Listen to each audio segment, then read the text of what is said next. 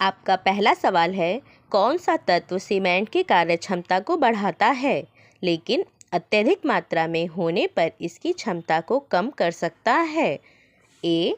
Silica dioxide, B. Magnesium oxide, C. Aluminium oxide, D. लोहा oxide.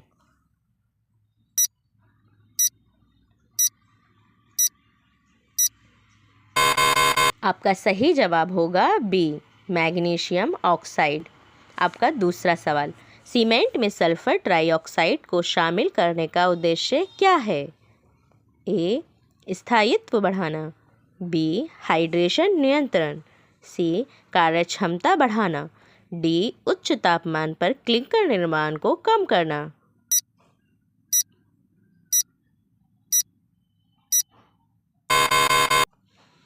आपका सही जवाब होगा हाइड्रेशन नियंत्रण। आपका दूसरा सवाल, इनमें से कौन सा सीमेंट त्वरित अनुप्रयोगों जैसे कि पूर्व निर्मित संरचना के लिए उपयुक्त है? ए. सामान्य Portland cement, B. Portland pozzolana cement, C. त्वरित कठोरता सीमेंट, डी. शीघ्र जमाव सीमेंट।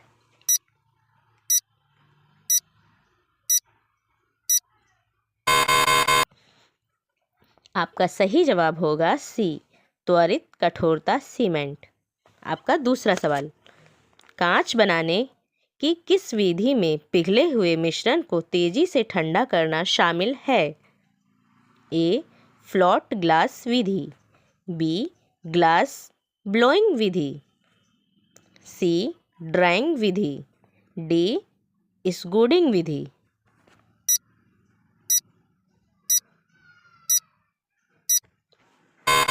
आपका सही जवाब होगा ए.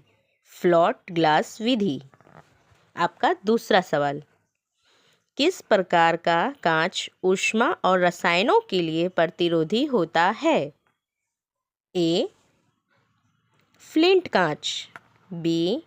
पायरेक्स कांच, सी. जेना कांच, डी. क्राउन कांच।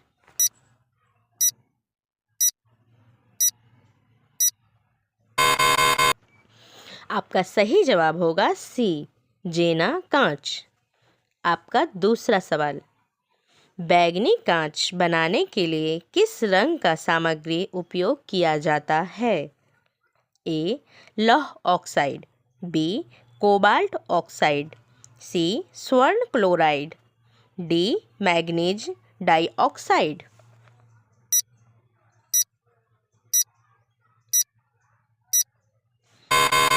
आपका सही जवाब होगा बी.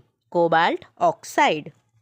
आपका दूसरा सवाल, किस यौगिक का उपयोग जल को सॉफ्ट करने के लिए नहीं किया जाता है? ए.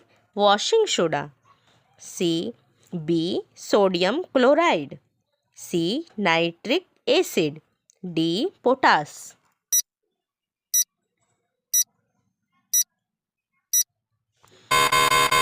आपका सही जवाब होगा नाइट्रिक एसिड। वीडियो पसंद आई तो लाइक और सब्सक्राइब करें।